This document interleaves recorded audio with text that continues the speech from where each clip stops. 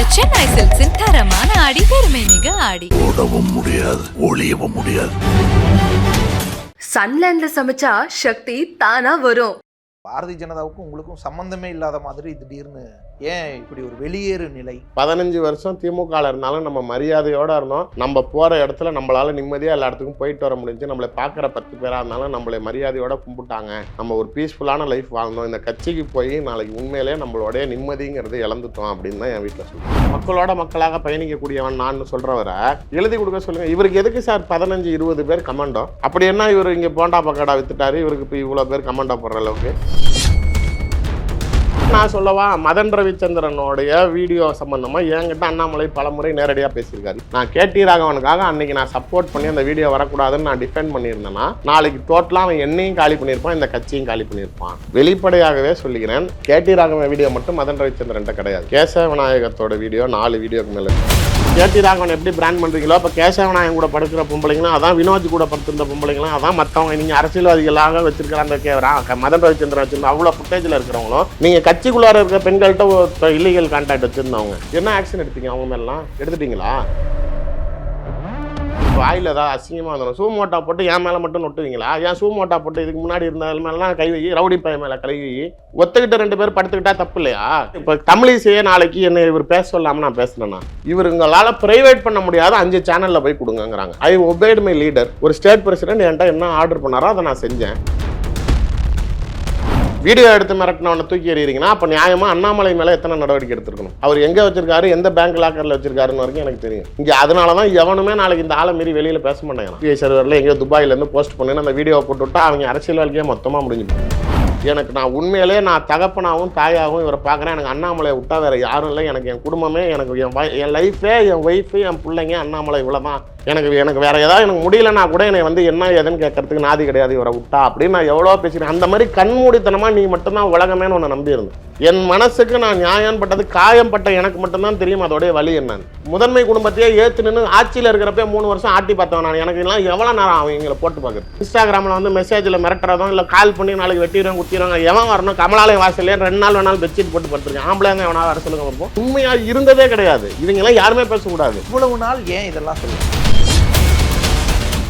Sir? Bharatiya Janata கட்சியிலேருந்து உங்களை நீக்கியிருந்தாங்க. ஏற்கனவே ஒரு தடவை இதே மாதிரி நீக்கப்பட்டிருந்தீங்க. ஸோ மறுபடியும் இணையலாம். ஏன்னா தீவிரமான ஒரு அண்ணாமலை ஆதரவாளராக தான் அறியப்பட்டிருந்தீங்க. அவருக்காக கட்சியினுடைய மற்ற தலைவர்களையே கூட விமர்சிக்கும் அளவுக்கு இந்த முறை நீக்கப்பட்டதும் கூட அதற்காக தான் எல்லாம் பேசப்பட்டிருந்துச்சு. ஸோ மறுபடியும் இணைக்கப்படலாம், எப்போது வேண்டுமானாலும் இணைக்கப்படலாம். இல்லை ஒரு 6 மாதம், 1 வருஷம், இல்லை ஒரு மன்னிப்பு கடிதம் கொடுத்துட்டு இந்த மாதிரி ஏதாவது நடக்கும்னு எதிர்பார்த்துருந்தா, நீங்கள் பாரதிய ஜனதாவுக்கும் உங்களுக்கும் சம்மந்தமே இல்லாத மாதிரி திடீர்னு பேசுகிறீங்க. நீங்களே உங்களை அந்த கட்சியினுடைய இணைப்பிலிருந்து முற்று முதலாக எந்த ஒரு பிணைப்பும் இல்லாத ஒரு ஸ்டாண்டுக்கு போயிட்டீங்க.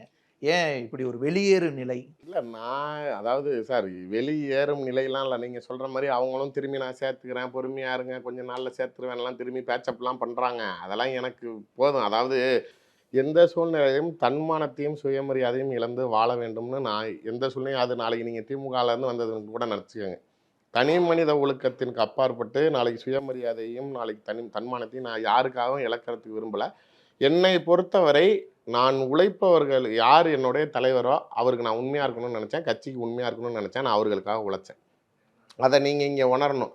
நான் கடந்த பிஜேபியில் வந்து நான் சேர்ந்து எனக்கு என்ன பிரயோஜனம் நாளைக்கு கிடச்சிருக்கு, நாளைக்கு என்ன ஆதாயம் அடைஞ்சிருக்கிறீங்க அப்படின்னு நீங்கள் பார்க்குறத விட, ஆனால் நான் இழந்தது ஜாஸ்தி. நான் வந்து தனிப்பட்ட முறையில் எனக்கு மேல் 14 கிரிமினல் வழக்குகள் பதியப்பட்டிருக்கு. 32 நாள் சிறைச்சாலையில் இருந்திருக்கேன். என்னுடைய வீடு 3 தடவை தாக்குதலுக்கு உள்ளாயிருக்கு, 2 தடவை பெட்ரோல் பம்ப். நீங்கள் இந்த 2 வருஷத்தில் நீங்கள் நம்ப மாட்டீங்க, என்னுடைய மனைவி, மக்கள், என் குழந்தைகளோட நான் வெளியில் ஒரு ரெஸ்டாரண்ட்டுக்கோ தேட்டருக்கோ நான் வெளியில் எங்கேயுமே கூப்பிட்டு போகிறது கிடையாது. நான் தனிப்பட்ட முறையில் செக்யூரிட்டி வச்சுக்கிட்டா கூட என்னை யாராவது நாளைக்கு பந்தாவுக்கு வச்சுருக்கான்னு சொல்லுவாங்கிறதுனால என் வீட்டுக்கு நான் ப்ரைவேட் செக்யூரிட்டி வச்சுருக்கேன். அவங்க போகிற இடத்துல பத்திரமா போயிட்டு வரணும். நான் என் கூட இருந்தேன், அவங்களுக்கு தனியாக இருந்தால் கூட பிரச்சனை இல்லை. பட் என் கூட இருக்கிறப்ப தான் அவங்களுக்கு ஏதாவது ஆயிருமா? இப்போ எங்கேயாவது ஒரு தேட்டருக்கு கூப்பிட்டு போயிட்டு வரப்போ நாளைக்கு ஏதாவது எங்கே ஏதாவது பிரச்சனை அப்படின்னா நம்ம இண்டிவிஜுவலாக இருந்தால் கூட ஃபேஸ் பண்ணிக்கலாம். குழந்தை ஒய்ஃபை வச்சுக்கிட்டு எப்படி சமாளிக்கிறதுங்கிற ஒரு அச்சுறுத்தல் பயத்தினாலேயே நான் இங்கே உண்மையிலே சார் எனக்கு வந்து திமுகவில் பயணித்து வந்தவன். எனக்கு உண்மையிலேயே நாளைக்கு எங்கள் வீட்டில் பார்த்தீங்கன்னா இந்த ரம்ஜானுக்கெல்லாம் வந்து தீபாவளிக்கு வர வெடிகளை விட ரம்ஜானுக்கு வர பிரியாணி தான் ஜாஸ்தியாக இருக்கும். எனக்கு வந்து சிறுபான்மை மக்களுடைய நட்புங்கிறது தான் ஜாஸ்தியாக எப்பயுமே அந்த கட்சியோடைய உணர்வாக இருக்கட்டும். என் மனைவியும் வந்து கிறிஸ்துவ சமூகத்தை சார்ந்தவங்க. நாளைக்கு நம்ம வீட்லேயுமே ஜாலியாக கிறிஸ்மஸ் கொண்டாடுற இந்த இதெல்லாம் இருக்கும். எனக்கு இந்த எஸ்டிபிஐயோட தனிப்பட்ட முறையில் எனக்கு இவ்வளோ வெஞ்சன்ஸ் வந்ததுக்கு காரணம் நான் பயணித்த கட்சி மட்டும்தான், வேற எதுவுமே கிடையாது. அந்த அளவுக்கு பிரச்சனை. நீங்கள் என் பாப்பாவுக்கெல்லாம் அப்போல்லாம் 3-4 மாதம் தான். அந்த பெட்ரோல் குண்டு வெடித்ததுக்கு அப்புறமேல வீட்டில் ஏதாவது சின்னதாக டம்முன்னு விழுந்தா கூட 2 மணி நேரம் 3 மணி நேரம் விடாமல் அழுவான். கிட்டத்தட்ட 6-7 மாதங்கள் பிள்ளைங்களை ஸ்கூலுக்கே அனுப்பாமல் வச்சுருந்தேன். நாளைக்கு நான் சிறைச்சாலைக்குள்ளார இருந்தப்ப எனக்கு வந்து 395 கிளைம் பண்ணுறாங்க செக்ஷன். அது குறைஞ்சது 5 பேர் ரிமாண்ட் பண்ணணும்னு ஆள் கிடைக்கலன்னு சொல்லிட்டு என்னோட டிரைவரு, வீட்டில் வேலை செஞ்ச என் கார்டனரு, வேலை செய்கிற சமையல் ஆட்கள்லாம் கைது பண்ணிட்டாங்க. என் வீட்டில் குறைஞ்சது கிட்டத்தட்ட 8 மாதம் வேலைக்கு ஆளே யாருமே வரல. அங்கே போனால் உன்னை போலீஸ் தூக்கிட்டு போயிடணும். நான் எங்கெங்கேயோ போய் முயற்சி பண்ணி கூட வீட்டில் ஆள் போட முடியாமல் ஒரு வேலை ஆட்கள் கிடைக்காத சூழ்நிலை தான் நான் இவ்வளோ தூரம் கஷ்டப்பட்டேன். எதுக்கு சார் இவ்வளோ கஷ்டப்படணும்? நான் பர்சனலி இப்போ மனைவி மக்கள் கூட நாளைக்கு என்னை தான் கேட்குறாங்க, 15 வருஷம் நீ திமுக, நீங்கள் சொல்கிற அதே வார்த்தை தான், 15 வருஷம் நீங்கள் திமுக இருந்தீங்களா, எங்களுக்கு தெரியவே தெரியாதுன்னு. 15 வருஷம் திமுக இருந்தாலும் நம்ம மரியாதையோடு இருந்தோம். நம்ம போகிற இடத்துல நம்மளால் நிம்மதியாக எல்லா இடத்துக்கும் போயிட்டு வர முடிஞ்சு. நம்மளை பார்க்குற 10 பேராக இருந்தாலும் நம்மளை மரியாதையோடு கும்பிட்டாங்க. நம்ம ஒரு பீஸ்ஃபுல்லான லைஃப் வாழ்ந்தோம். இந்த கட்சிக்கு போய் நாளைக்கு உண்மையிலே நம்மளோடைய நிம்மதிங்கிறது இழந்துட்டோம் அப்படின்னு தான் என் வீட்டில் சொல்கிறாங்க. நான் கட்சியை விட்டு வெளியில் வந்தேன் அப்படிங்கிறப்ப கூட கடந்த முறை வந்த சரி அவங்க சொன்னது நீ ஏன் சேர்ந்தான்னு நான் கேட்கல, பயணிச்சிங்க. ஆனால் நீங்கள் ஏன் வந்தீங்கன்னு நான் கேட்கல. ஆனால் ஒன்றே ஒன்று சொல்லுவேன், நான் பல நாளுக்கு அப்புறம் நான் நிம்மதியாக அன்றைக்கி தூங்க போகிறேன் அப்படின்னாங்க. ஏன்னா வீட்டில் எதுவும் பிரச்சனை வராது, யாரும் எதுவும் அம்புல் தர மாட்டாங்க. அவங்க 2 மணி நேரம் இப்போ நான் இந்த இன்டர்வியூவில் இருக்கிறேன், அவங்க ஏதாவது எனக்கு மெசேஜ் அனுப்பிச்சிருந்தாங்க இல்லை ஃபோன் பண்ணி நான் எடுக்கலை அப்படின்னா அந்த 2 மணி நேரம் நம்ம இன்டர்வியூ கொடுக்குறப்ப நான் அந்த ஃபோனை கவனிக்காமே இருக்கேன். அவருக்கு என்னமோ ஆயிடுச்சு போலன்னு என்னை சுற்றி இருக்க 20-30 பேருக்கும் அடுத்த நிமிஷம் என் வீட்டில் ஃபோன் அடிக்க ஆரம்பிச்சிருவாங்க. அந்த பதட்டத்திலே தான் இருக்கிறாங்க அவங்க. ஒரு 10 நிமிஷம் அவர் ஃபோன் எடுக்கலைன்னா அவர் என்ன ஆச்சு? இவர் தான் பெரிய சூரப்புள்ளி சுப்பியாச்சே, இங்கே ஒருத்தர் இருக்கிறாரு, நீங்கள் ஏன் அவர் எதுக்கு செக்யூரிட்டி?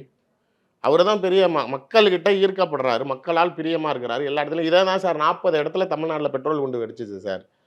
நாளைக்கு வெடித்தவன் ஒரு வீட்லேயும் போய் இவர் என்ன ஏதுன்னு கூட ஒரு மரியாதைக்கு கூட போயிட்டு என்ன ஆச்சு நீங்கள் கவலைப்படாதீங்கன்னு ஒரு ஆறுதல் கூட சொல்லுங்க. 40 இடத்துல வெடிச்சிருச்சு, அடுத்தது என்னைய தான் கொல்ல போகிறாங்கன்னு இவர் போய் ஹோம் மினிஸ்ட்ரியில் இவர் எழுதி கொடுக்காம அவருக்கு செக்யூரிட்டி கொடுத்தாங்க. இவர் தான் வாங்கிட்டு வந்திருக்காரு. இல்லைன்னா வேணான்னு எனக்கு எழுதி கொடுக்க சொல்லுங்கள், மக்களோட மக்களாக பயணிக்கக்கூடியவன் நான் சொல்கிறவரை எழுதி கொடுக்க சொல்லுங்கள். இவருக்கு எதுக்கு சார் 15-20 பேர் கமாண்டோ? அப்படி என்ன இவர் இங்கே போண்டா பக்கடா வித்துட்டாரு, இவருக்கு இப்போ இவ்வளோ பேர் கமாண்டோ போடுற அளவுக்கு பிரச்சனைக்கு உள்ளானவர்கள்? இப்போ கல்யாணராமன் நான் சொல்கிறதும் அதான், எனக்கு நாளைக்கு அவ்வளோ அச்சுறுத்தல் இருக்குது, பிரச்சனை இருக்குது. ஆனால் நாளைக்கு எவனுமே நாளைக்கு இந்த கட்சியில் நாளைக்கு தன்னை தவிர நாளைக்கு பாதுகாப்போட இருக்க அச்சுறுத்தல் இருப்பவர்களுக்கு கூட நாளைக்கு பாதுகாப்பு வரக்கூடாதுன்னு நினைக்கிறார். குடும்பங்கள் பாதிக்கப்படுது. தனிப்பட்ட முறையில் நான் நிறையா இழந்திருக்கிறேன். இந்த கட்சிக்கு வந்து எங்கள் அப்பாவுமே நாளைக்கு ஒரு சூழ்நிலையில் நான் இந்த மாதிரி சிறைச்சாலைக்கு போயிட்டேன்னு எல்லாமே என் குடும்பத்தில் வருத்தப்பட்டப்ப அவன் தேர்ந்தெடுத்த பாதை அது நாளைக்கு தைரியமாக சந்திக்கக்கூடிய திராணி அவனுக்கு இருக்குது. நீங்கள் யாரும் கவலைப்படாதீங்க, அவன் அதை சந்திப்பான், அவன் மீண்டு வருவான். அரசியலில் எதுவுமே சும்மா வந்துடாது, நான் உழைச்சாதான் கிடைக்கும்னு அவன் நம்புகிறான். அதனால் அவன் கஷ்டப்படுறான், அவனுக்கு கிடைக்கும் விடுங்கன்னார். நான் மிசாவுக்கு போயிட்டு வந்தேன் 1 வருஷம், அதனால தான் என்னோட அரசியல் பயணம் பயணிச்சதுங்கிற மாதிரி நீங்கள் கட்சிக்கு என்ன உழைச்சேன்னு கேட்கக்கூடாதுன்னு நாளைக்கு உண்மையாக இருக்கிறான், அதுக்கு உண்டான வழக்குகளை சந்திக்கிறான். அவன் பின்வாங்கலை, நான் திரும்பி வரேன், நான் திமுகவில் சேர்றேன், இல்லை நான் திமுக இனிமேட்டு விமர்சனம் பண்ணலைங்க அப்படின்னு சொல்லியிருந்தா என்னை எப்பயோ நாளைக்கு காம்ப்ரமைஸ் பண்ணியிருப்பாங்க. நான் ஏன் யாருக்காக நின்னேன்? எனக்கும் தனிப்பட்ட முறையில் விமர்சனம். சார் கடந்த முறை என்னை கட்சியை விட்டு எடுத்தது டெய்ஸிக்காகன்னு நினைக்கிறீங்களா? அப்படின்னா 2 பற்றியும் தான் எடுத்துருக்கணும். நாளைக்கு ஒரு தி அதர் ஆஃப் ஆடியோன்னு ஒன்று இருக்குது. நாளைக்கு 2வதுல நான் திட்டியிருக்கிறேன். நாளைக்கு இப்போ நான் சம்மந்தமே இல்லாமல் சும்மா நாளைக்கு தேவேந்திரன் என்னை திட்டிடுவோம் அப்படியே, இல்லை நான் தேவேந்திரன் திட்டுவேனா? ஏதோ ஒரு ஆரம்ப புள்ளின்னு ஒன்று இருக்கணும். அது எதனால அப்படிங்கிற ஒரு ஆடியோ இருக்குது. அது என்கிட்டே இருக்குது, அண்ணாமலைகிட்டே இருக்குது. அதை நாளைக்கு ஒழுங்கு நடவடிக்கை குழுவில் நான் போய் ப்ரொடியூஸ் பண்ணுறப்போ அவங்க நாளைக்கு ஆமாம்மா நீங்கள் பண்ணது தான் தப்பு, நீங்கள் பேச போக தான் அவர் பேசியிருக்கிறாரு, அவர் என்ன சொல்கிறாரு, என் மேலே ஆக்ஷன் எடுத்தால் அவங்க மேலேயும் ஆக்ஷன் எடுங்கிறாரு, அதனால் நாங்கள் ஒழுங்கு நடவடிக்கை குழு சார்பாக 2 மேலேயும் நடவடிக்கை அப்படின்னு முடிவு எடுக்கிறாங்க.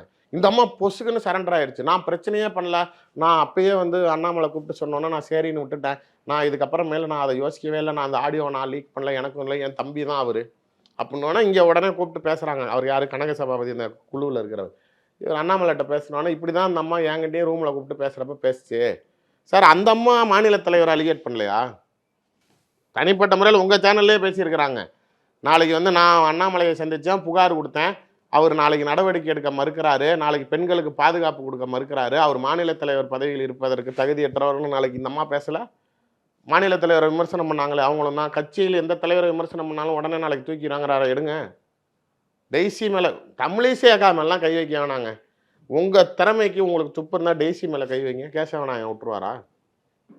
அதுதான் நாளைக்கு. அப்புறம் நாளைக்கு இப்போ தான் ஒன்று என்ன சொல்கிறாரு, என்கிட்டே அந்த அம்மா இப்படி தான் சொல்லிச்சு, அதுக்கப்புறம் மேலே 2 பேரும் போய் இது பண்ணிக்கிட்டாங்க, திரும்பி போய் பிரச்சனை பண்ணுறாங்க, அதனால் என்ன பண்ணுங்க 2 பேர்த்தையுமே ப்ரெஸ் மீட் கொடுக்க சொல்லிடுங்க அப்படின்னு சொல்லி திருப்பூர் ஆஃபீஸில் ப்ரெஸ் மீட் கொடுக்குறப்ப தான் நானும் அவங்களும் எங்களுக்குள்ளார ஒன்றும் இல்லைன்னு முடிக்கிறோம். இப்போ ஏன் இதை மீறி என் மேலே ஆக்ஷன்னா, அந்த சூழ்நிலையில் அவர் காயத்ரி ரகுராம கட்சியிலேருந்து எடுக்கணும்.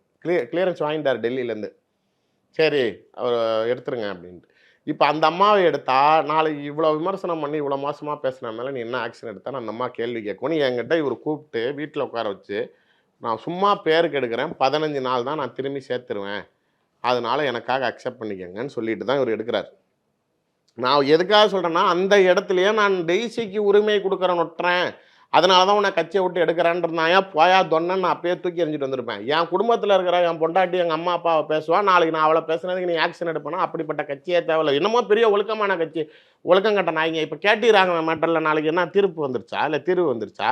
அவர் என்ன சார் சொல்லிட்டு வெளில போனார், நான் இந்த மாதிரியான விஷயத்த செய்யலை, நான் அப்படி செய்யலை, நான் நிரபராதின்னு நிரூபிச்சுட்டு தான் கட்சிக்குள்ளார வருவேன்னார்ல. நிரூபிச்சுட்டாரா? எனக்கு அந்த பொம்பளை யாருன்னே தெரியும், நான் சொல்லிவிடுவேன் பேரை, அசிங்கப்பட்டுருவாங்க. நாளைக்கு அந்த கட்சியில் நாளைக்கு அவங்க யார் அந்த வீடியோ காலில் கேடி ராகவன் கூட பேசுனாங்களோ அவங்க இந்த கட்சியில் இன்னும் மாநில பதவியில் இருக்காங்க தெரியுமா? போட்டு கொடுத்த பொம்பளைக்கு மாநில பதவி, வீடியோவில் அதர் சைடில் இருந்தவருக்கு தண்டனையா? எனக்கு உண்மையிலே ஒரு ஃபோட்டோ அனுப்பிச்சாங்க, இந்த வடிவேலும் கவுண்டம் பண்ணி சாவு வீட்டில் உட்காந்துருக்கிற மாதிரி நான் கேடி ராகவன்ட்ட ஏன் பேச வச்சுக்கிட்டு இங்கே ஆம்பளைங்களுக்கு பொம்பளைங்களுக்கு மட்டுமா பாதுகாப்பு இல்லை, ஆம்பளைங்க எங்களுக்கு தான் பாதுகாப்பு இல்லைங்கிற மாதிரி. உண்மையிலே இங்கே ஆக்ஷன் இங்கிட்டு தான் அடிக்கிறீங்க. சொல்லுங்கள், இல்லைன்னு சொல்லுங்கள். நாளைக்கு இதே என்கிட்ட நான் சொல்லவா, மதன் ரவிச்சந்திரனுடைய வீடியோ சம்பந்தமாக என்கிட்ட அண்ணாமலை பலமுறை நேரடியாக பேசியிருக்காரு. என்கிட்ட சொன்னப்பயே ஒரு மன்னருக்கு தகுதி என்ன அப்படின்னா சாம்ராஜ்யத்தை காப்பாற்றினாரா இல்லையா என்பது தானே தவிர வீரர்கள் எல்லாம் உயிரிழக்காமல் இருக்கணும், சோல்ஜர்ஸ் எல்லாம் சாவாமல் பார்த்துக்கணுங்கிறது கிடையாது. நான் கிங்டமை காப்பாற்றணும், அவ்வளோதான். அதில் இறந்து போன ஒரு சோல்ஜர் தான் கேடி ராகவன். நான் கேடி ராகவனுக்காக அன்றைக்கி நான் சப்போர்ட் பண்ணி அந்த வீடியோ வரக்கூடாதுன்னு நான் டிஃபெண்ட் பண்ணியிருந்தேன்னா நாளைக்கு டோட்டலாக அவன் என்னையும் காலி பண்ணியிருப்பான், இந்த கட்சியும் காலி பண்ணியிருப்பான் அப்படின்னு சொல்லிட்டு வெளிப்படையாகவே சொல்லிக்கிறேன். அவங்க கேசவநாயகம் இவர் கேடி ராகவன் வீடியோ மட்டும் மதன் ரவிச்சந்திரன்ட்ட கிடையாது. கேசவநாயகத்தோட வீடியோ 4 வீடியோக்கு மேலே இருக்குது, எல்முருகன் வீடியோ இருக்குது, வினோஜ் பி செல்வத்தோட வீடியோ இருக்குது. இது மாதிரி பிஜேபியில் முக்கியமான நீங்கள் இன்னொரு ஹைலைட்டுமே சொல்கிறேன், கேசவநாயகத்தோட வீடியோ இது எல்லாமே அண்ணாமலைக்கிட்டே இருக்குது. கேசவநாயகத்தோட வீடியோவை இங்கே பாருங்களேன் பிரதர், அவன் எவ்வளோ வச்சுருந்தானு அப்படின்னு என்கிட்டே கட்டுறாரு. நீங்கள் நாளைக்கு வினோஜ் பி செல்வத்தையே நேரில் கூப்பிட்டு இங்கே பாருங்கள் பிரதர், உங்களை பற்றி ஒரு வீடியோ வந்திருக்கு பாருங்கன்னு அவர் கையிலே போட்டு கொடுக்குறாரு. இது மெட்டீரியல் எல்லாமே அண்ணாமலை கிட்ட இருக்குது. அவர் இப்போயும் என்ன சொல்கிறாரு, இந்த வீடியோ எல்லாம் வெளியில் வந்துச்சுன்னா தமிழ்நாடு பிஜேபியே மொத்தமாக காலியாயிருக்கும். ஆனால் நாளைக்கு நான் கேடி ராகவனை மட்டும்தான் காவு கொடுத்தேன், ஆனால் தமிழ்நாடு பிஜேபிங்கிற கிங்டத்தை காப்பாற்றிட்டேன் அப்படின்னு பெருமை பேசிக்கிறாரு. இப்போ இதெல்லாம் தியாகமா சார்? நாளைக்கு கூட படுத்தவன், வீடியோ எடுத்தவன், நாளைக்கு இப்போ அந்த பொம்பளைங்களுக்கு எல்லாத்துக்குமே அரசியல் ரீதியாக கட்சியில் இருக்கக்கூடிய பெண்கள் நீங்கள் பதவி தரணும் இல்லை என்ன தரேன்னு நீங்கள் இப்படி கேடி ராகவன் எப்படி பிராண்ட் பண்ணுறீங்களோ, அப்போ கேசவநாயகம் கூட படுக்கிற பொம்பளைங்களும் அதான், வினோஜ் கூட படுத்திருந்த பொம்பளைங்களும் அதான், மற்றவங்க நீங்கள் அரசியல்வாதிகளாக வச்சிருக்கிற அந்த மதன் ரவிச்சந்திரன் வச்சிருந்த அவ்வளோ ஃபுட்டேஜில் இருக்கிறவங்களும் நீங்கள் கட்சிக்குள்ளார இருக்கிற பெண்கள்கிட்ட இல்லீகல் கான்டாக்ட் வச்சுருந்தவங்க என்ன ஆக்ஷன் எடுத்தீங்க? அவங்க மேலாம் எடுத்துட்டீங்களா?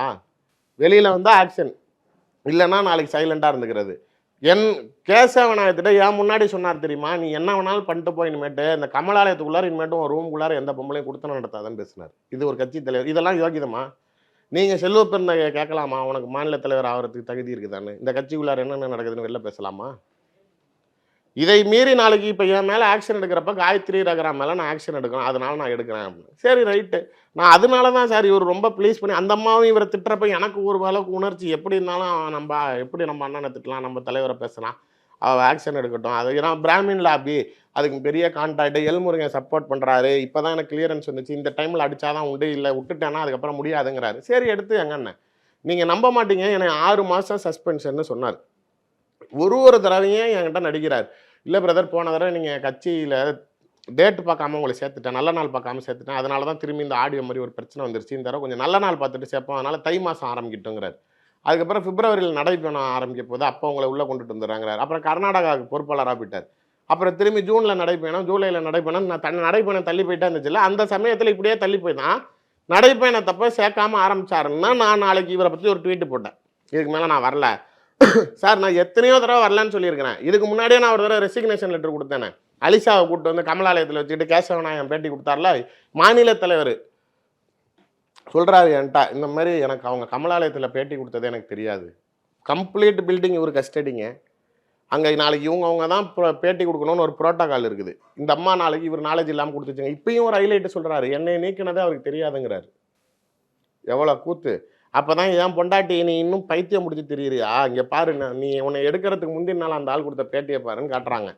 அதில் இவர் சிரிச்சுக்கிட்டே ப்ரெஸ் மீட்டில், இல்லைனா கட்சி தலைவர்களை நாளைக்கு இங்கே நிறையா பேர் விமர்சனம் செய்கிறாங்கன்னா அது நாளைக்கு நாங்கள் வந்து அதுக்கு உண்டான நடவடிக்கை ஒரு நாள் பொறுத்துருங்கன்னா அதை ஒன்று கேட்குறாரு ஒரு பத்திரிகையாளர், தமிழிசை சவுந்தரராஜன் புகார் கொடுத்துருக்காங்களா, அதெல்லாம் அவங்க அக்காலாம் கொடுக்கலன்னா நாங்களாம் சூமோட்டா போட்டு வாயில் ஏதாவது அசிங்கமாக வந்துடும், சூமோட்டா போட்டு என் மேலே மட்டும் நொட்டுவீங்களா, ஏன் சூமோட்டா போட்டு இதுக்கு முன்னாடி இருந்த மேலாம் கை வை, ரவுடி பையன் மேலே கை வை, உன் கட்சியில் முக்கிய நிர்வாகி பொம்பளையை பிடிச்சி கை வச்சான், ஒத்துக்கிட்ட 2 பேர் படுத்துக்கிட்டா தப்பு இல்லையா? அவங்க 2 பேரும் மன ஒத்து தான் போய் படுத்திருந்தாங்க, அதனால் நான் அதில் தலையிட முடியாதுன்னு பேசிடுவீங்களா? மற்றவனுங்களாம் அப்புறம் யோகிதா சிகாமணி மாதிரி பேசுகிறீங்க. அப்போ தான் என் வீட்டில் அந்த வீடியோவை காட்டினதுக்கப்புறம் தான் எனக்கே உணர்ந்துச்சு. அடுத்த நாள் எடுக்கிறாரு, முன்னாடி நாள் நானாக சூமோட்டை போட்டு எடுத்துருக்கேன். அதில் தெளிவாக பேசுகிறாரு, சேட்டலைட் சேனல்கள் அந்த மாதிரி செய்கிறதில்ல, யூடியூப் சேனல்கள் தான் நாளைக்கு இந்த மாதிரி ஒரு சில பேரை முன்னிலைப்படுத்தி அவங்க இந்த மாதிரி அதில் போய் பேசி வச்சுருக்காங்க, அதனால நாளைக்கு ஆக்ஷன் எடுக்கணும். இவர் கல்யாணராமனை எடுக்கணும். கல்யாணராமனை எடுக்கிறதுக்கு நாளைக்கு அவருக்கு ஒரு தேவை. கல்யாணராமனும் கொஞ்சம் யூடியூப்லலாம் இப்போ பேசிக்கிட்டு இருந்தார்ல, அதனால நாளைக்கு சார் இவர் வேணும்னே இப்போ தமிழிசையே நாளைக்கு என்னை இவர் பேச சொல்லாமல் நான் பேசுகிறேன்னா, ப்ரெஸ் மீட்டு கொடுக்க சொன்னது இவர் தான். அதை மீறி ப்ரெஸ் மீட்டுக்கு அப்புறமேலும் தொடர்ச்சியாக நான் இன்டர்வியூ கொடுங்கங்கிறாரு. நான் உங்ககிட்ட வெளிப்படையாகவே சொல்கிறேன், நான் இவர் முதல்ல இவங்க என்னை கொண்டு போய் கொடுக்க சொன்ன சேனல் அங்கே போய் நான் பேட்டி கொடுத்துட்டேன். பேட்டி கொடுத்துட்டு நைட்டு 11 மணிக்கு போடுறாங்க. போட்ட உடனே 12 மணிக்கெல்லாம் வீடியோ ப்ரைவேட் ஆகுது. 20,000 பேர் பார்த்துட்டாங்க. அதுக்குள்ளார உங்கள் தமிழிசை கூப்பிட்டு அங்கே அது புட்டுன்னு பிரச்சனை பண்ணி நாளைக்கு அதை வீடியோவை ப்ரைவேட் பண்ணிடுறாங்க. இவர் தான் திரும்பி அடுத்த நாள் காலையில் எனக்கு ஃபோன் பண்ணி, இவருங்களால் ப்ரைவேட் பண்ண முடியாத 5 சேனலில் போய் கொடுங்கங்கிறாங்க. There are some corporate channels, என்ன ஃபேஸ் பண்ண நீ கேஸ் பொறியாக போட்டுக்க, நான் ஃபேஸ் பண்ணிக்கிறேன், ஆனால் ப்ரைவேட் பண்ண முடியாதுன்னு சில சேனல்கள் இருக்குது. அந்த மாதிரி 5 சேனலில் போய் கொடுங்கன்னு இவர் தான் சொல்கிறார். அப்போ இவர் ஐ ஒபேட் மை லீடர், ஒரு ஸ்டேட் பிரசிடென்ட் என்கிட்ட என்ன ஆர்டர் பண்ணாரோ அதை நான் செஞ்சேன்.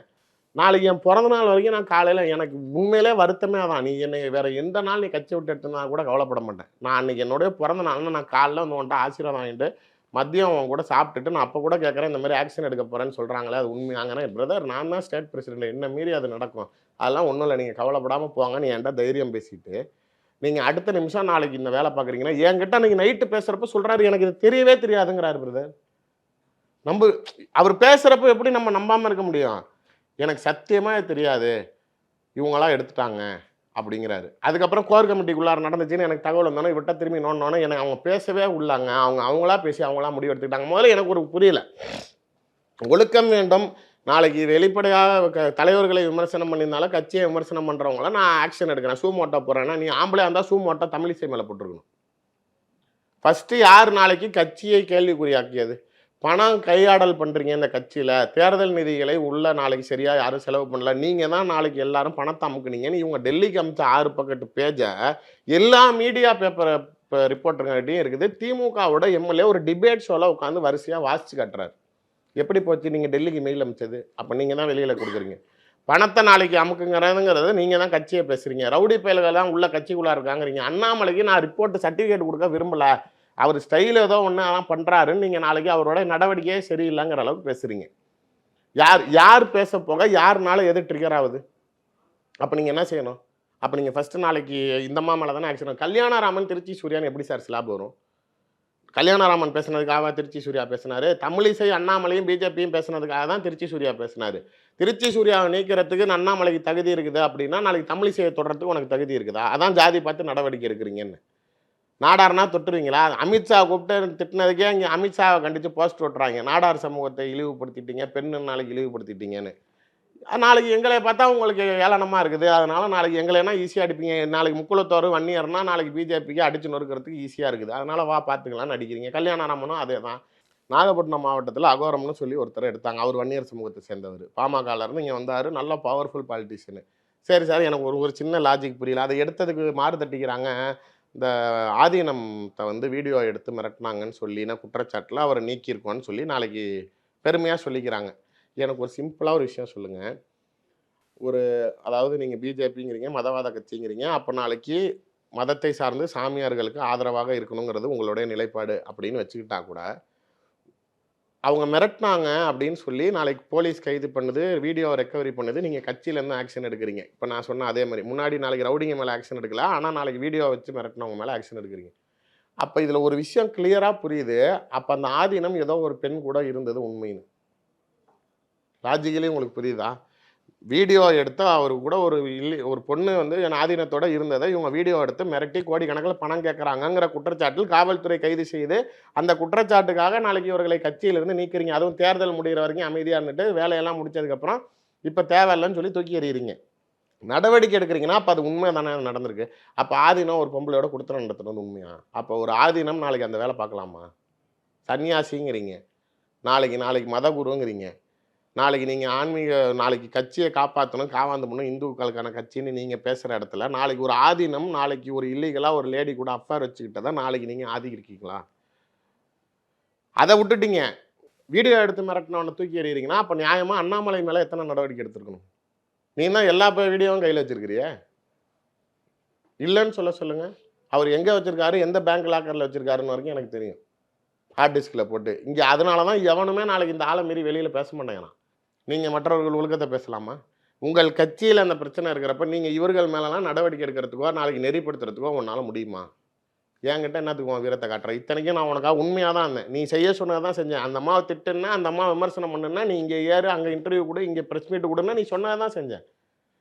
சொன்னதை செஞ்சுட்டு நாளைக்கு என் மேலே ஆக்ஷன் எடுத்ததுக்கப்புறம் எனக்கு தெரியவே தெரியாது, அவங்களா எடுத்துட்டாங்க, நீங்கள் வெயிட் பண்ணுங்கள் ஒரு வாரம் நான் எல்லாம் சரி பண்ணுறேன்னா, இப்படி தான் போன தடவையும் காயத்ரி ரகுராமுக்காக என்ன 15 நாள் எடுக்கிறேன்னு எடுத்துட்டு அந்தான்னு காலம் தள்ளி 6 மாதம் தான் எனக்கு சஸ்பென்ஷன். ஆனால் 13 மாதம் எனக்கு கட்சிக்குள்ளார சேர்க்கலை. 6 மாதம் சஸ்பென்ஷன் எங்கே இருக்குது? 13 மாதம் கட்சியில் சேர்க்காமல் இருந்தது எங்கே இருக்குது?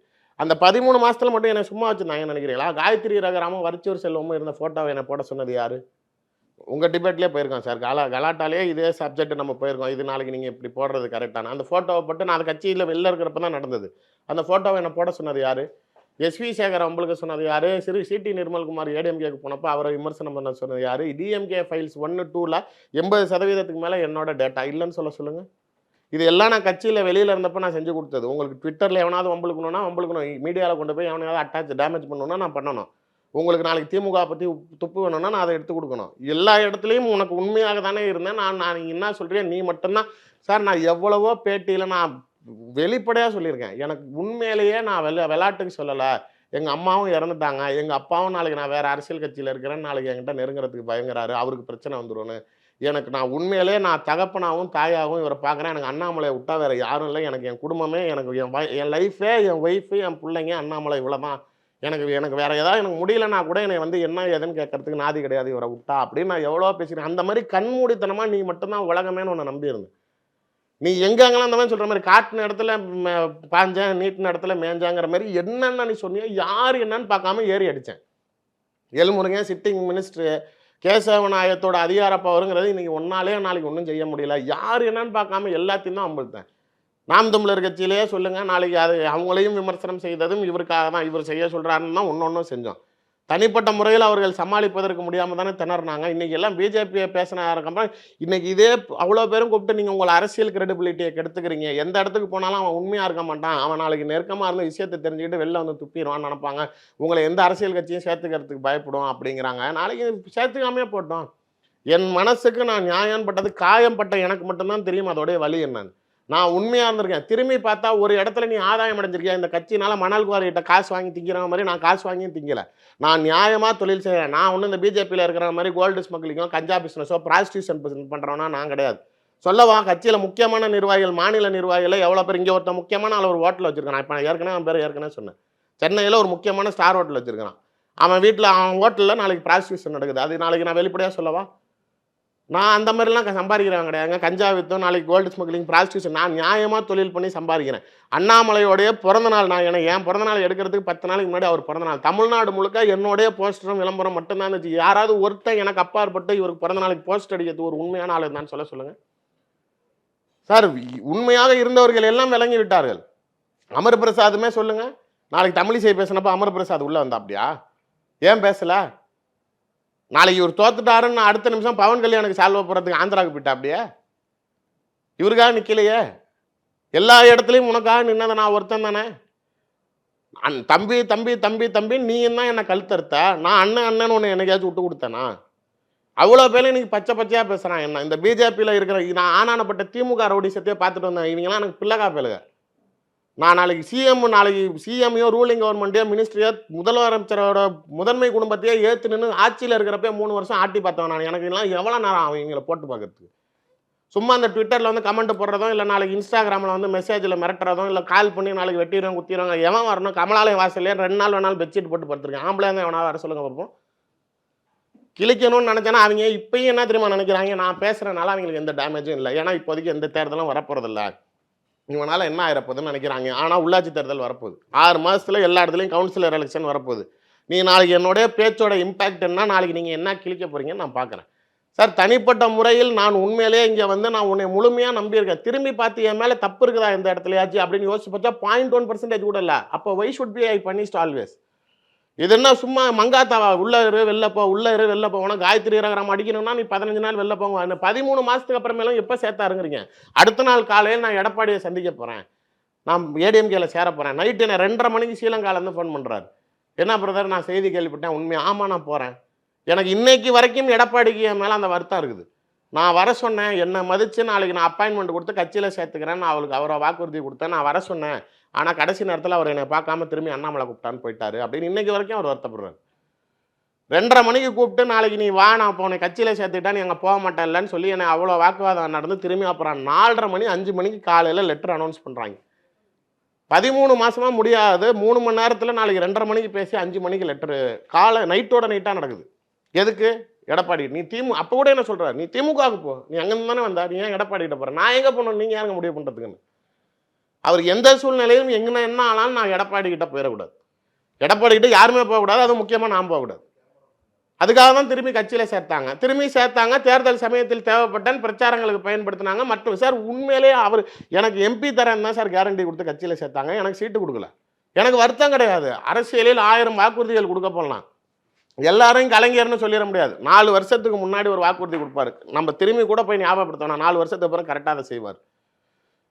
எல்லாத்தையும் நம்ம அந்த தரத்தில் வைக்க முடியாது. அப்புறம் அவருக்கு தனித்துவம் இல்லாமல் போயிருங்கிற மாதிரி சில அரசியல்வாதிகள் வாய் வார்த்தைகள் கொடுப்பாங்க. இப்போதைக்கு தரேன், அப்போதைக்கு தரேன், அது மாதிரி சொன்னார். நம்ம நீண்ட தூரம் ஓடுவோம், பரவாயில்ல, நமக்கு என்ன கிடைக்குதோ நம்ம அது மனம் தளராமல் ஓடுவோங்கிற மாதிரி தான் இருந்தேன். மறுபடியும் லோக்கலில் அமமுக கொடுத்தாரு. டிடிவி நான் சொல்கிறாரு, எனக்கு வேணவே வேணாம் திருச்சிங்கிறேன், நாளைக்கு ஆள் கேட்காம என்னை கட்டாயப்படுத்தி கொடுக்குறாரு. எதுக்குன்னா அவருக்கு பிஜேபி நின்னா எனக்கு கொடுக்கணுங்கிற சூழ்நிலை வந்துடுமோ, நாங்கள் தள்ளி விட்டாரான்னு கூட எனக்கு சந்தேகம். மறுபடியும் கோயம்புத்தூருக்கு போகிறேன், இவருக்காக இழுத்து கட்டி வேலை செஞ்சேன். இவருக்காக பிரச்சாரம் பண்ணதுக்கு மட்டும் எனக்கு என்ன நாளைக்கு கிடச்சிதுன்னு நினைக்கிறீங்க? இவங்க சும்மா அந்த வார் ரூம்னு சொல்லிட்டு ரூம் போட்டு தங்கி 50 லட்ச ரூபாய்க்கு ரூம் பில்லு எழுதி வச்சுருக்காங்க. ஒரு ஸ்டார் ஸ்போக்ஸ் பர்சனாக அங்கே வந்து தங்கினதுக்கு எனக்கு அவங்க ரூம் பில்லு கூட பேர் பண்ணல. இதை விட கூத்து, எனக்கு பிரச்சார வண்டி கொடுத்ததுக்கு வாடகை கட்சிக்கு பேசுகிறேன், தலைவருக்கு பேசுகிறேன், பிரச்சார வண்டிக்கு வாடகை 5000 ரூபா டெய்லி, அதை நீங்களே கொடுத்துருங்க. 25 நாள் நான் பிரச்சாரம் பண்ணேன், 25 நாளும் அந்த வண்டிக்கு 5000 ரூபா டெய்லி. இதை விட இன்னொரு மானக்கேடு இருக்குது. எங்கே பிரச்சாரத்துக்கு போனாலும் அங்கே இருக்கிற நிர்வாகி, எங்களுக்குன்னா காசு வரலண்ணா, நாளைக்கு நீங்கள் வந்தீங்கன்னா ஒரு 25-30 பேர் நான் கூட்டி வைக்கணும், அப்புறம் நான் டீ காஃபி வாங்கி கொடுக்கணும், டிஃபன் வாங்கி கொடுக்கணும், எனக்கு 10,000-15,000 ஒரு நாளைக்கு செலவாகுது, அதனால் நாளைக்கு நீங்கள் பிரச்சாரத்துக்கு வந்தாலும் இங்கே ஆள் இல்லை, நான் எப்படி அரேஞ்ச் பண்ணுறது? நீங்கள் வண்டி இருக்குதுன்னு சொல்கிறீங்க, ஆனால் ஆள் கொடுத்துடணும்னா காசு வேணுமேன்னா அந்த 25 நாளும் நான் எந்தெந்த பகுதிக்கு போகிறேன்னா அந்தந்த மண்டல் தலைவருக்கு என் கை காசு 15,000 ரூபா. எனக்கு தேவையா சார்? நானே ரூம் போட்டு, இவங்க வார் ரூம்னு நாளைக்கு ஊரில் இருக்கிற 200 ரூம் எல்லாம் ஸ்டார் ஹோட்டல் தான், இவங்க வார் ரூமில் போட்டுக்கிட்டு இவங்க பில்லு ஏற்றலாம். நாளைக்கு நம்மளுக்கு ஒரு ரூம் பில்லு போடல, நானே போய் தங்கி நானே சாப்பிட்டு பிரச்சார வண்டிக்கு வாடகை கொடுத்து நான் ஒரு ஊருக்கும் நாளைக்கு பொறுப்பாளர்களுக்கு பணம் கொடுத்து நான் பிரச்சாரம் பண்ணிட்டு வரேன் இந்த ஆளுக்கு. இதை விட ஒருத்தன் உங்களுக்கு எப்படி இவ்வளோ ஒழுக்கமாக நாளைக்கு உண்மையாக வேலை செய்யணும்னு நினைக்கிறீங்க? உங்கள் பிறந்த நாளைக்கு என்ன தவிர தமிழ்நாட்டில் ஒருத்தன் போஸ்ட் அடித்தான்னு நீங்கள் சொல்லுங்கள் சார். நான் உண்மையிலே அவன் என்ன நாளைக்கு விரல வெட்டிக்கிறது? நான் வெட்டிக்கிறேன். இதை விட உங்களுக்கு என்ன உண்மையாக இருக்கணும்? உண்மையாக இருக்கிறது ஒரு அளவுக்கு தான் முடியும். நீங்கள் உண்மையாக இருக்கவனை அடிச்சு காட்டுறீங்க. நீங்கள் வளர்த்துனாலும் பரவாயில்ல, நீங்கள் முக்கியத்துவம் கொடுக்கலனாலும் பரவாயில்ல, நீங்கள் நாளைக்கு நல்லபடியாக வச்சுக்கலனாலும் பரவாயில்ல, நாளைக்கு இவனை தான் அடிப்பேன் சும்மா இருக்கணும். இந்த விவேக் ஒரு படத்தில் வருவான், கூட இருக்கிற ஃப்ரெண்ட்ஸை அடிச்சே தான் ரவுடின்னு காட்டிக்குவான், மற்றவனை பயமுத்துவான். அது மாதிரி நீங்கள் என்னையை அடித்து நான் ஆம்பளைன்னு காட்டிக்கிறதுக்கு நீ எதுக்கு தலைவராக இருக்கணும்?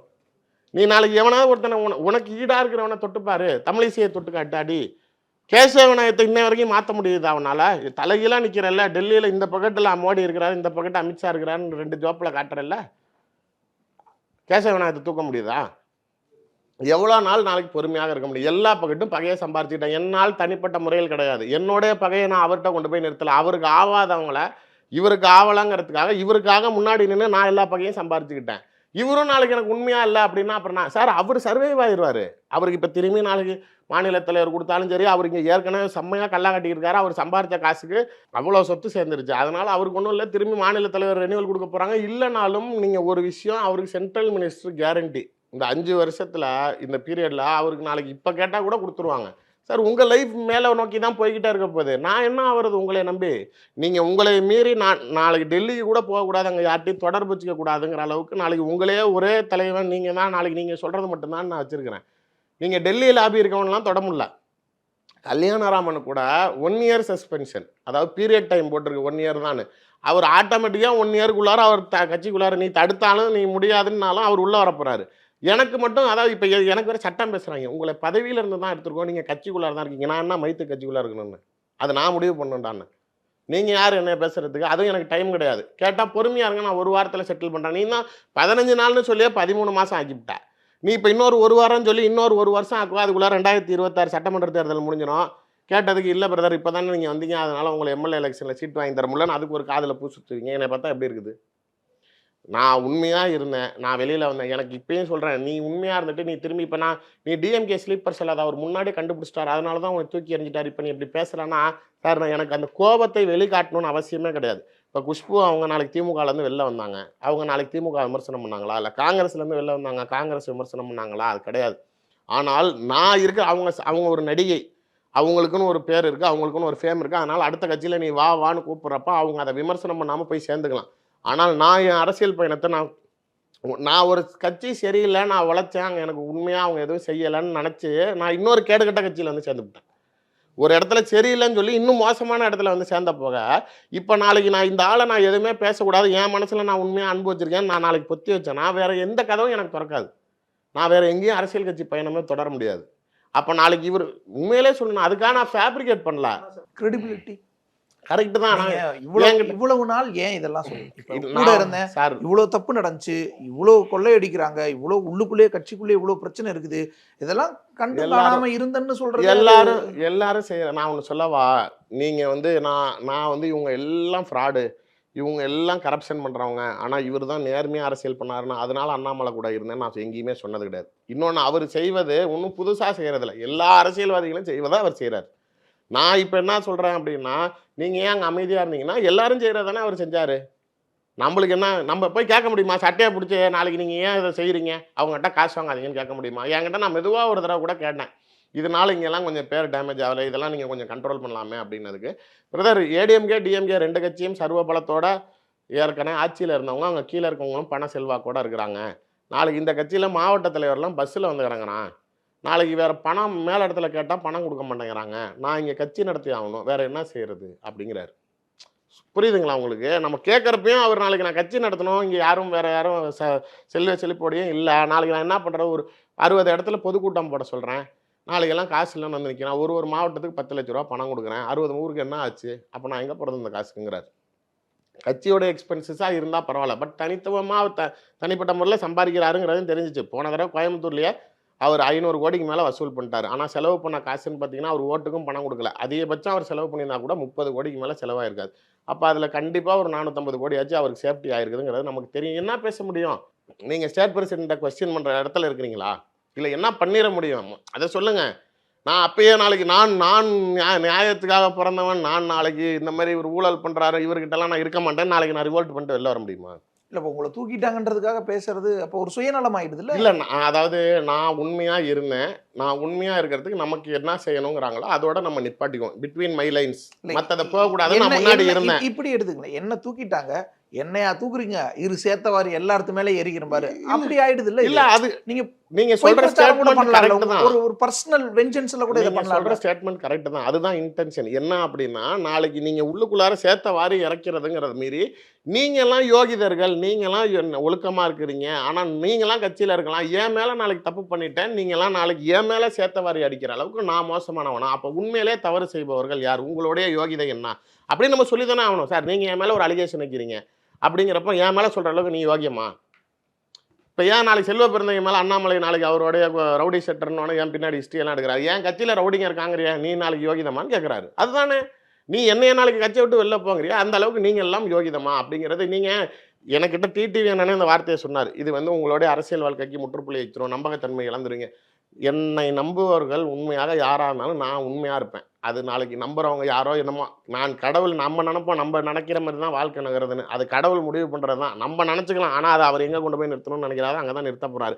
என்னை பொறுத்த வரைக்கும் ஒரே ஒரு விஷயம், அரசியல் கட்சிகள் ஏற்றுக்கிட்டாலும் சரி இல்லைனாலும் சரி, நான் என்னை பொறுத்த வரைக்கும் இந்த நான் என்னோட முக்குலத்தோர் கூட்டமைப்புகளை ஒன்றிணைத்து இந்த பெரிய சமூகத்தை மற்ற எல்லா சமூகத்திலையும் நாளைக்கு ஒரு சமூகத்தின் பேர் சொன்னால் ஒரு தலைவன் பேர் சொல்கிற அளவுக்கு இருக்குது. ஆனால் ஒரு பெரிய ஒரு சமூகத்துக்கு நாளைக்கு ஒரு தலைவன் பேர் சொல்ல முடியாத அளவுக்கு இருக்குது. ஒரு தலையில்லாத முண்டம் மாதிரி இருக்குது. எல்லா கூட்டமைப்புகளுக்குள்ளாரையும் பிரச்சனை அங்கங்கே எல்லாம் விரிசலாக இருக்காங்க. நான் எல்லாத்தையும் ஒன்றிணைச்சு நாளைக்கு அது ஒரு ஐடென்டிட்டிலே ஒரு கம்யூனிட்டியாக நாளைக்கு ரொம்ப ஸ்ட்ராங் எம்பவர்மெண்ட்டாக கொண்டுட்டு வரணும்னு நினைக்கிறேன். நான் அந்த வேலையை பார்த்துட்டு கூட போயிடுவேன். இன்னொன்று, இதனால் நாளைக்கு கடவுள் என்னோட பொது வாழ்க்கைக்கு அரசியல் வாழ்க்கைக்கு முற்றுப்புள்ளி வைக்கணும், உன் பொலிட்டிக்கல் லைஃப் போதும்னு நினைக்கிறாருன்னா கூட எனக்கு அது சந்தோஷம் தான். நான் தான் சொல்கிறேன், இருக்கிற தொழிலை நல்லபடியாக பார்த்துட்டு போனாலே நான் நல்லா இருந்தலாம். எங்கள் அப்பா 30 வருஷமாக எம்பியாக இருந்தார். நான் அரசியலுக்குள்ளார பணம் சம்பாதிக்க வரல. எனக்கு பணம் சம்பாதிக்கணும்னு நினச்சிருந்தா நான் எப்பப்பயோ எங்கேயோ சம்பாதிச்சிக்கலாம். நான் மாநகரோசம் இருந்தால் சொல்லுங்கள், பிஜேபிக்குள்ளார வேறு யார் வந்தாலும் எல்லாத்துக்கும் எவ்வளோ கோடி பணம் கொடுத்தாங்க தெரியும். நான் இது வரைக்கும் ₹1 பணம் வாங்கினேன்னு கேளுங்க. கட்சிக்குள்ளார சேர்ந்தப்போ நான் டிமாண்ட் பண்ணியிருந்தா கொடுக்குறதுக்கு தயாராக தான் இருந்தார். உங்களுக்கு என்ன வேணும்னு சொல்லுங்கள், ஃபினான்ஷியலாக நான் செய்கிறேன்னு தான் கேட்டார். நான் வாங்கினேன்னு சொல்லுங்கள். பணம் வாங்கினா என் கிரெடிபிலிட்டி போயிடும். நான் உழைக்கிறேன், என் உண்மைத்தன்மைக்கு உழைக்கிறதுக்கு எனக்கு அங்கீகாரம் மட்டும் கொடுங்கன்னு தான் சேர்ந்தேன். இல்லைன்னு சொல்லுங்கள். நான் பணம் சம்பாதிப்பதற்காக கட்சிக்குள்ளார வரவும் கிடையாது. இருக்கிறத பார்த்தாலே எனக்கு போதும். நான் நல்லா எல்லா செல்வ செழிப்போட தான் இருக்கிறேன். அதனால் எனக்கு அதெல்லாம் தேவையில்லை. அதிகாரத்துவத்தில் இருக்கணும், மக்களுக்கு சேவை செய்யணும், நம்மளால் முடிஞ்ச ஒரு 10 பேருக்கு செய்யணுங்கிற அரசியல் ரீதியான ஒரு வேகத்தில் தான் ஓடணுமே தவிர என் உண்மைத்தன்மையை கேள்வி கேட்பதற்கு எந்த நாய்க்கும் தகுதி கிடையாது. ஏன்னா எந்த நாயும் அந்த அளவுக்கு உண்மையாக இருந்ததே கிடையாது. இவங்கெல்லாம் யாருமே பேசக்கூடாது. நாளைக்கு அந்த ஆள் கழுத்தில் ஆட்டு ஃபோட்டோவை போட்டு ரோட்டில் திமுககாரன் வெட்டினப்போ பிஜேபியில் கேட்ட ஒரே ஆள் நான் தான். வேறு யாருமே இங்கே சீனியர் லீடர்ஸோ அந்த ட்விட்டரில் இருக்கிற நாய்ங்க கூட எதுவும் கண்டனம் தெரிவிக்கல. அதே மாதிரி அவருக்கு ஒன்றுனாலும், அவருக்கு பிறந்த நாள் கொண்டாடினாலும், நாளைக்கு அவருக்கு மற்றபடி விமர்சனம் வந்தாலும் எல்லா இடத்துலையும் பாஞ்சிட்டு போய் முதல்ல நின்னது நான் தான்.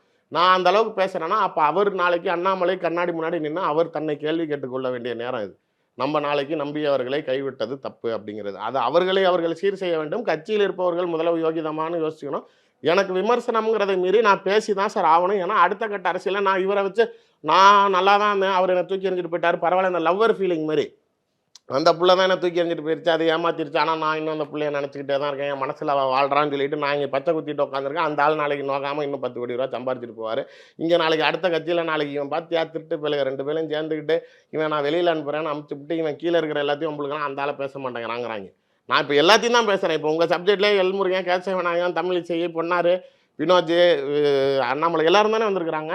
ஆனால் நாளைக்கு எல்லாரும் என்ன சொல்கிறாங்க, நீங்கள் இவரை மட்டும் பேசுகிற அவரை விட்டுறாங்கிறாங்க. அப்போ நான் எல்லாத்தையும் பேசுகிறப்போ உங்களுக்கு அது தப்பாக தெரியுது. அவ்வளோ சார், டிஎம்கேலேருந்து வந்ததுனால டிஎம்கேவை கொள்ளையடிச்சாங்க, நாளைக்கு அதிகமாக சொத்து சேர்த்தாங்கன்னு தான் சொல்லியிருக்கிறேன்னு தவிர உழைத்தவர்களுக்கு அங்கீகாரம் கொடுப்பதில் நிறைய பேர் மன வருத்தத்தில் இருக்காங்கன்னு தான் சொன்னேன் தவிர தனிப்பட்ட முறையில் இந்த அளவுக்கு யாரையும் நாங்கள் தலைவர்களை விமர்சனம் 15 வருஷத்தில் 10 வருஷம் கனிமொழி கூட இருந்தேன் திமுகவில், 5 வருஷம் உதயநிதி கூட நெருக்கமாக இருந்தேன், 10 வருஷம் கனிமொழி அவங்களோட நெருக்கமாக இருந்தேன்.